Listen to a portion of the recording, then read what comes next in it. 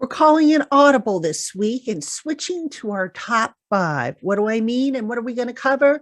I'll tell you next on the LockedOn Giants podcast. You are Locked On Giants, your daily New York Giants podcast. Part of the Locked On Podcast Network, your team every day.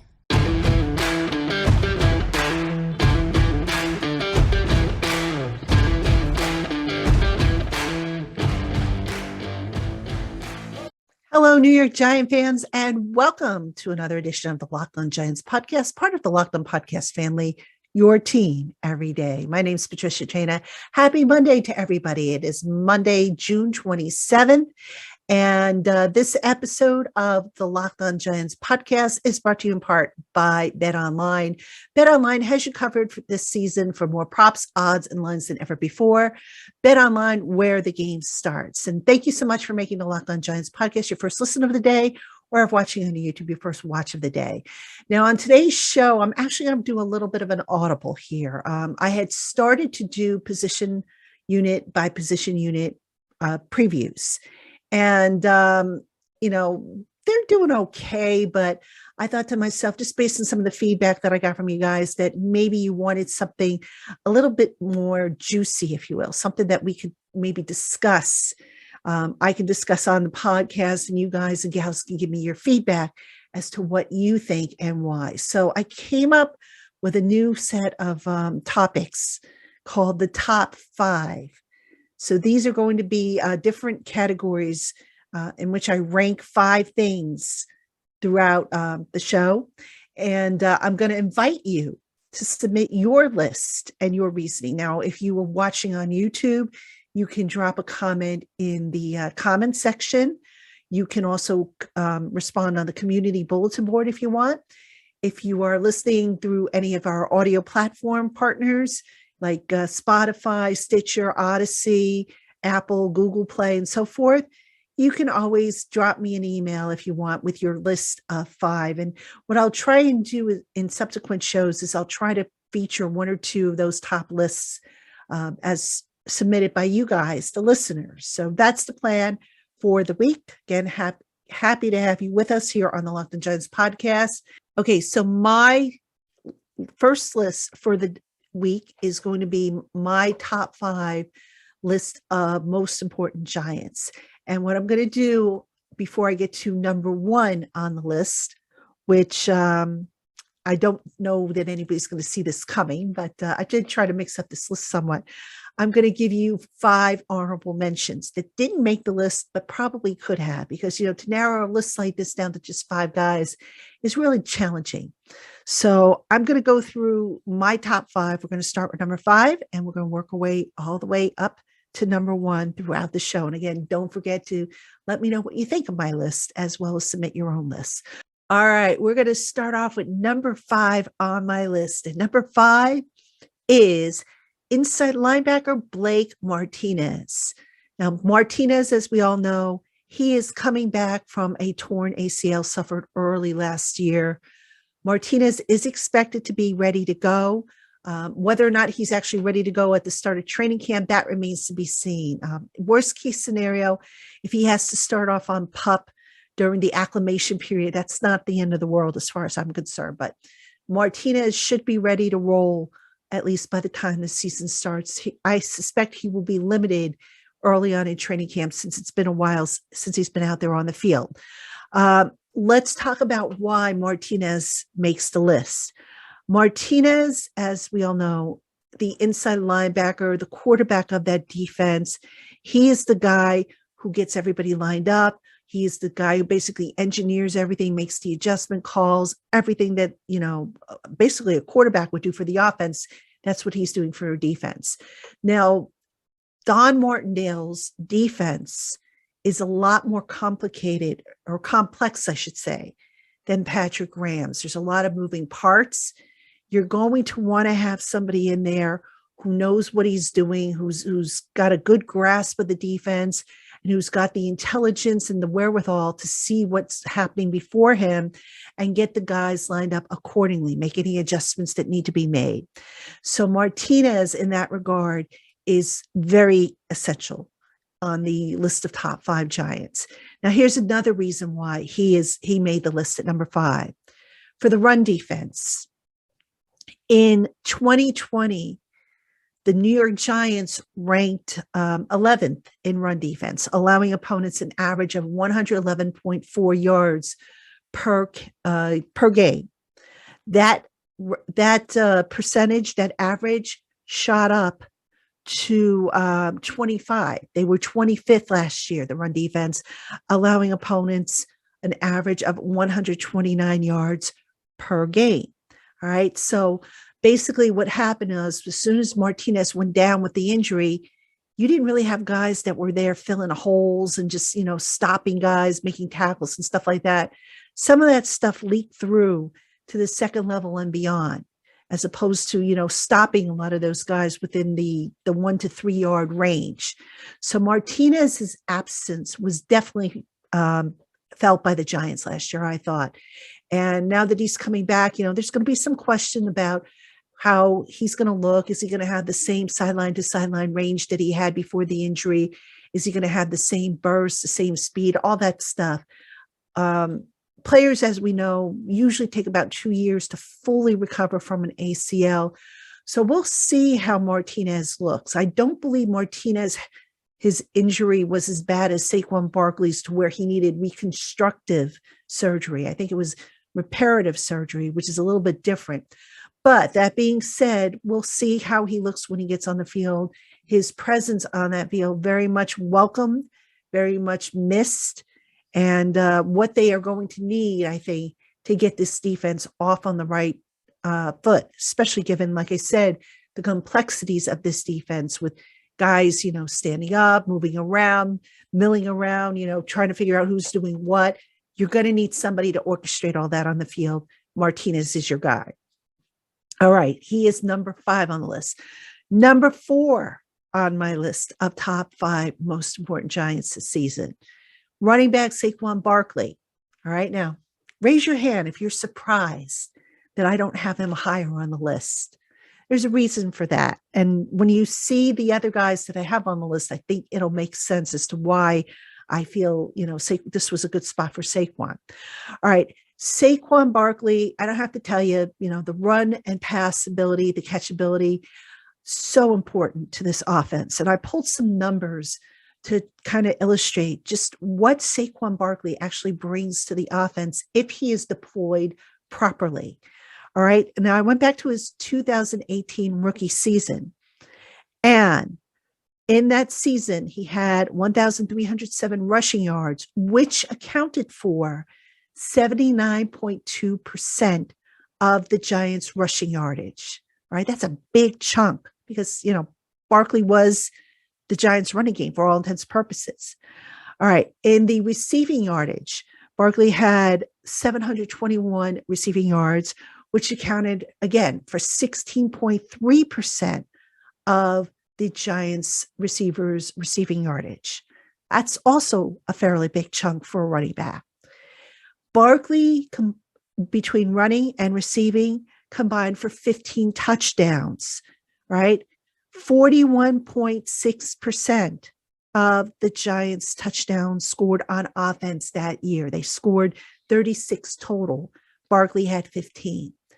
All right. These are all numbers that illustrate just how important, just how, effective Saquon Barkley can be in an offense if he is deployed properly. Now, I don't expect the Giants to make Saquon Barkley the centerpiece of the offense. I think it's going to change based on who they are facing every week. That being said, we talk about all the time how when Brian Daboll, the head coach of the Giants, was the offensive coordinator for the Buffalo Bills, we talk about how they didn't really run the ball a whole lot. They did more passing. Well, Daboll didn't have a guy like Saquon Barkley, who was, that dangerous two-way threat. And we saw in the spring how the Giants are going to deploy Barkley. They're going to line him up in the backfield on some plays. And if they do line him up on the backfield, they're going to get him to the edges, get him out in space. That's going to be the goal. They're going to line him up as a slot receiver out wide. They're going to put him in motion. They're going to do all kinds of things to get Saquon Barkley out into space, where when he goes up against a linebacker or a smaller defensive back, there's no contest, ladies and gentlemen. Saquon Barkley can win that matchup. That's what this offense looks like it's headed to. Now, I know we've said this in the past where it's looked like the Giants would do something similar only to get to the season, and any such plays have disappeared. I believe, though, that this year is going to be different, and Saquon Barkley is going to be utilized to his strength. All right, coming up next, I have for you players number 3 and number 2 on my list of the top 5 New York Giants ahead of the 2022 season. Stay with us. All right, Giant fans, we have more coming up on today's LockedOn Giants podcast. But first, BetOnline is the only place that offers all the best information on the latest odds, contests, and player props for all your sports betting needs. No matter what sport you're into, BetOnline.net has you covered. Plus, they offer everything you need to know for live betting and your favorite Vegas casino games. Head on over to BetOnline.net today to learn more about the trends and the action. BetOnline, where the game starts. All right, Giant fans, welcome back to the LockedOn Giants podcast. I'm Patricia Traina, and we're changing things up this week. I was going to go and continue my position unit preview series. Going to put that on hold for the time being, maybe pick that up again as we go get a little closer to the start of training camp on July 19th when the rookies report. Right now, what I'm doing this week is I'm doing top 5 lists. And on today's show, we're doing the top 5 New York Giants as ranked according to me. You might disagree, and that's fine. If you do, I'd love to see your list. I'd love to see what you think. Let's get a healthy discussion going. All right. I always want to see, what other people have to say. What I say is not necessarily gospel. Certainly this, in a list like this is a matter of opinion. So let's get a discussion going. And on the next show that I do, I'll mention maybe a couple of the lists and kind of slip that into the segment. So, all right, we've done 2 of the 5 players on my list. Let's go ahead and do the next 2. Number 3 on my list of the top 5 most important Giants is outside linebacker Azeez Ojulari. Now, you're probably saying, why Ojulari? Why not Kayvon Thibodeaux?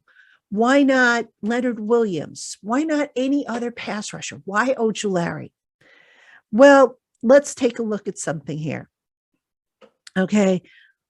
Ojulari last year led the Giants with 8 sacks, which he got, by the way, pretty much all by his lonesome. In other words, he didn't really have another guy on the defense that was drawing double teams on a regular basis. Leonard Williams did on occasion, but certainly not on the edge, where you saw the Lorenzo Carter when he was on the other side of Ojulari, didn't really draw a whole lot in terms of the double teams. So Ojulari was able to do a lot of what he did purely based on his skill and of his will.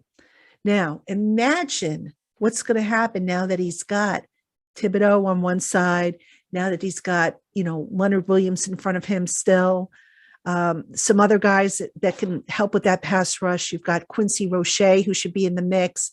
Ellerson Smith should be in the mix. Jihad Ward will be in the mix. Can you imagine what this kid can possibly do on the pass rush? I mean, is double-digit sacks out of the question for Ojulari? I don't think it is. I really don't, because, the Giants, now that they have a bona fide pass rush where it becomes a case of pick your poison, who amongst those pass rushers is going to be the lucky or unlucky guy, depending on your perspective, that is going to be double teamed? Is it going to be Leonard Williams? Is it going to be Thibodeaux? Is it going to be somebody else? Maybe Ojulari draws some of those double teams. We don't know. But the point is that for the production that Ojulari had last year as a pass rusher, I think he can easily match, if not top that. Now, I did want to mention the run defense by Ojulari. All right, so I looked up a few things on his stats from last year. He had, of his total tackles, 20 came against the run, which tied him for sixth overall on the Giants defense. He had 2 tackles for a loss against the run. Not horrible, but you'd like to see that improve. And I think, Ojulari, we all saw the pictures of how he has beefed up, how he has added more muscle to his upper body. That should help him with, disengaging from blocks, maybe getting to these run defenders a lot quicker. These runners a lot quicker than what he was able to do last year. So I have very, very high hopes that Ojulari is not only going to be able to pick up where he left off as a pass rusher, but his run defense is going to be that much better coming this season, between the added bulk, between the scheme, just, the want to that the young man has. I'm really excited to see what he brings to the table. And I think, again, opponents are now going to have to pick their poison as to who they double up, who they try to, take out, completely erase from the game. And there's going to be opportunities for other guys to do things. And I expect big things from Ojulari this year. All right, number 2 on my list. Surprise, surprise. Quarterback Daniel Jones. All right, you're like, okay, Daniel Jones, why isn't he number 1? I'll tell you why, because I have another guy ranked number 1 who I'll talk about in the next segment. But let's talk about Daniel Jones. Now, you're probably saying, okay, yeah, the quarterback, that's an obvious choice. And it is. But here's why this is so important, beyond the obvious here. If Daniel Jones doesn't ball out this year, doesn't take the step that the team thinks he could take, doesn't benefit from the improved offensive line, doesn't benefit from the scheme that, he had input into creating, guess what, folks? He's not coming back next year. And if he doesn't come back next year, guess where the Giants are going to be? That's right. They're going to basically have to start all over again with a new quarterback. Now, is that a bad thing? Yes and no. Why is it a bad thing? Because you want to kind of get this team up and running, get the offense going, and have the same guy running it ideally, rather than having to keep changing out signal callers. Now you bring a rookie in next year, assuming that Daniel doesn't ball out, and you got to start from scratch again with all the rookie, nuances, fixing the footwork, fixing this, fixing that. And yes, I get it. It depends on who they bring in, but every rookie comes in need of some type of work. And it does necessitate going through some growing pains. So for a team that is looking to finally turn the corner and get back to being relevant again, it's not necessarily how you want things to go with, your current quarterback totally, not working out. So that's why I have Daniel Jones in that number 2 spot. I believe that if he balls out, the Giants are going to be in really good shape for the future. If he does not, basically they're going to start from scratch again, because now everybody's got to get used to the new quarterback. And yes, I know it could be Tyrod Taylor, because the Giants did sign him to protect themselves should, Daniel Jones not work out and they need Tyrod Taylor to start next year. But Taylor's not the long-term answer. So they are going to need Daniel Jones to step up and finally be the quarterback that they think he can be. So that is why Daniel Jones is number 2. Now, who do I have at number 1? I'm going to tell you in the next segment, as well as give you 5 guys that are honorable mention that didn't make my list, but probably could have made my list. So that's coming up after this. All right, Giant fans, welcome back to the LockedOn Giants podcast. I am Patricia Traina, and thank you, as always, for making us your first listen of the day, or if you're watching on YouTube, your first watch of the day. We did a Audible this week. I was going to continue with my position previews. I'm going to put that on the back burner for the time being. I want to be able to do a little bit more research and also bring us closer to training camp on that. So this week, we're looking at top 5 lists. And on today's show, we are looking at the top 5 Giants as ranked by me. Your list, if you have a list, might be totally different. And again, I encourage you to post your list or share your list. It's great for discussion. There's no reason why we can't have an intelligent and mature discussion where, you think your five should be these guys versus my five, which are these guys, and so on and so forth. It's all good. All right. It's a matter of opinion. All right. So far, I have given you four guys on my list. Blake Martinez was number 5, Saquon Barkley, number 4, Azeez Ojulari, number 3, Daniel Jones, number 2. Before I tell you who is number 1 on my list, I'm going to give you 5 honorable mentions that should have been on this list or could have been on this list if this had been maybe a top 10. But I just, for one reason or another, didn't feel they were more important, or as important, I should say, as the guy I have at number 1. All right. My first honorable mention, left tackle Andrew Thomas. Now, a lot of people might say, hey, he should have been on this list. But you know what? I feel with the offensive line, that unit has to function as one. And I'm not saying that, if Andrew Thomas, God forbid, couldn't play, that the offensive line wouldn't be affected. That's not what I'm saying.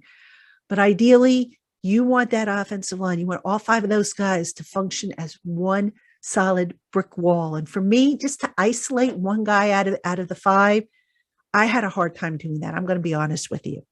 All right. Also on my list, Kayvon Thibodeaux. For the same reason that I had Ojulari on here.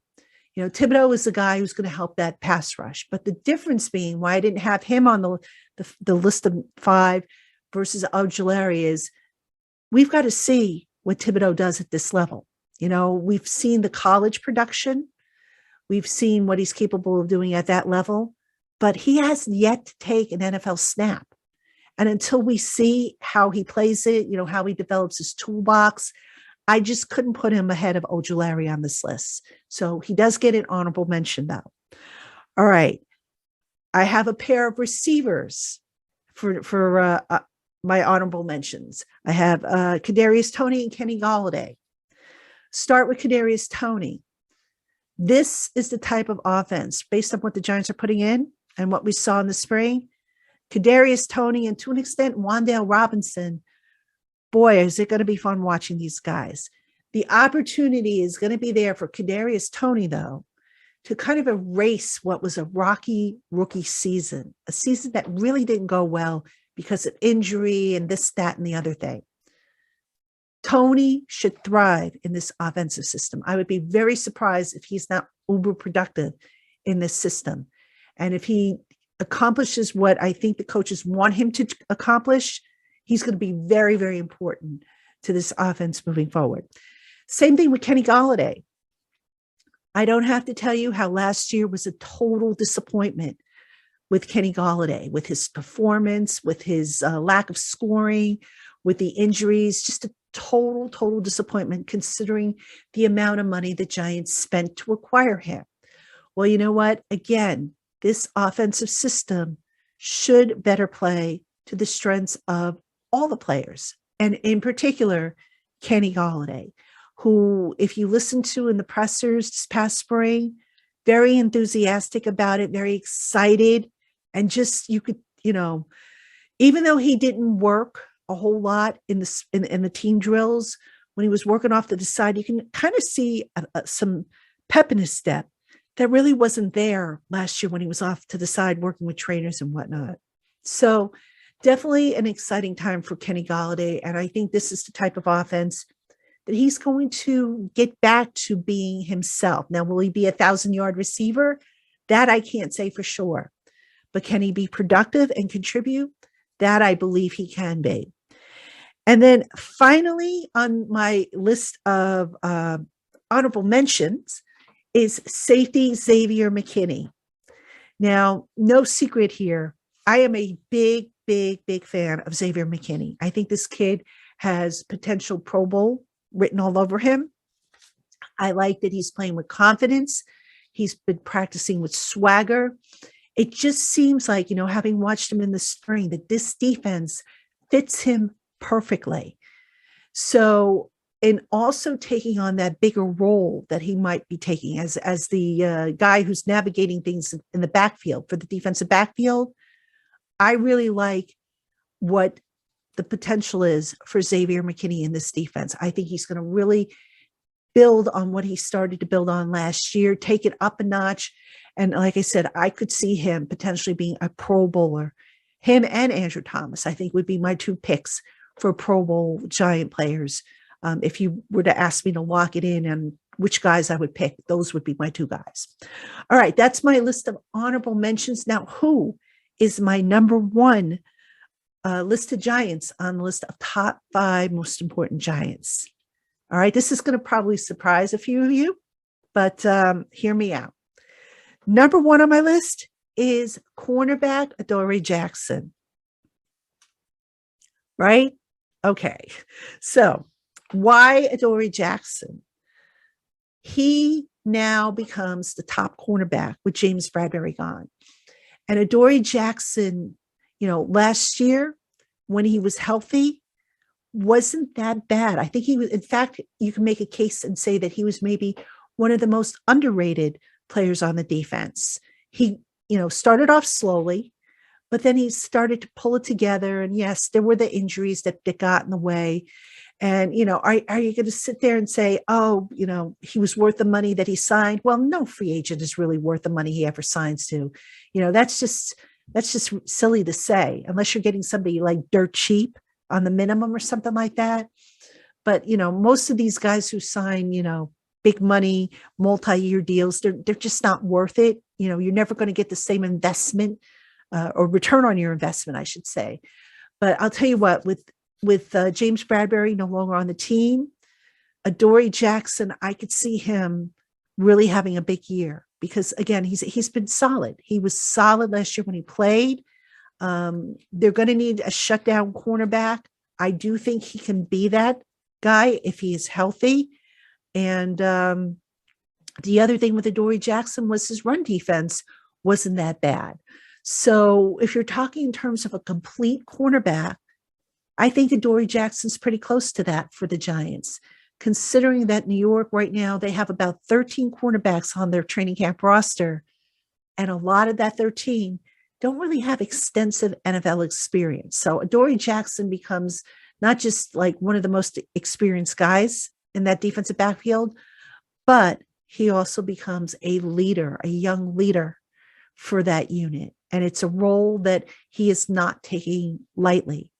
So I'm very excited to see what he can bring to that defense, which, look, the back end of the defense, it's a question mark. Let's not kid ourselves. But, with what they look to want to do as far as, at cornerback with Adoree Jackson, with Aaron Robinson, once he's fully healthy, with the safeties and whatnot, there could be some pleasant surprises if everything falls into place. So let's keep our fingers crossed that happens. All right, Giant fans, that's my list of the top 5 most important Giants. Again, let me know what you thought.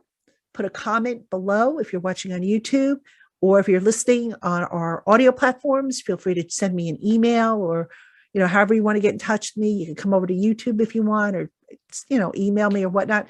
And I might mention a few of your lists. Tell me who your top 5 are. I might mention them on the next show.